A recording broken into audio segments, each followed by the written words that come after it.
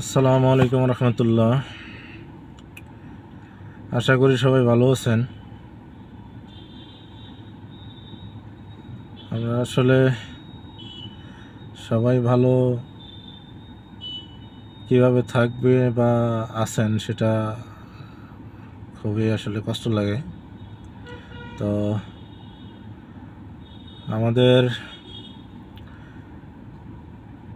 ঢাকা শহরের বাংলাদেশ বিমান বাহিনীর একটি প্রশিক্ষণ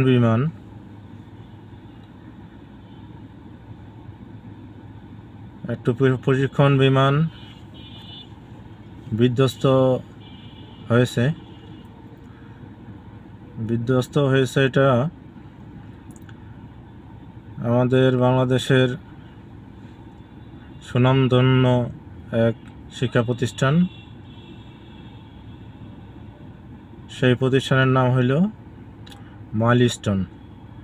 মাইলস্টোন স্টুডেন্ট অ্যান্ড কলেজ। এটার যে মূল ক্যাম্পাস সেটাই ঢাকা শহরে অবস্থিত, উত্তরা দিয়াবাড়ি অবস্থিত মূল ক্যাম্পাস। তো বাংলাদেশ বিমান বাহিনীর প্রশিক্ষণরত বিমান যান্ত্রিক ত্রুটির কারণে কি হয়েছিল একমাত্র আল্লাহই জানে, আর যারা পাইলট ছিল তারাই জানে। তো ওই স্কুলের এক ভবনে এসে আঘাত আনে, এত করে বিমানটি আগুনে জ্বলে ওঠে, আগুন ধরে যায় আর কি পুরো বিমানে।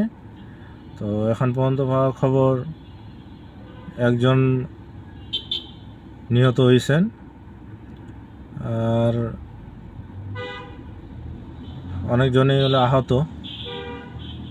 সেটা আমাদের উত্তরায় বাংলাদেশ মেডিকেল হাসপাতালে ভর্তি আছেন বলে অনেকজনই।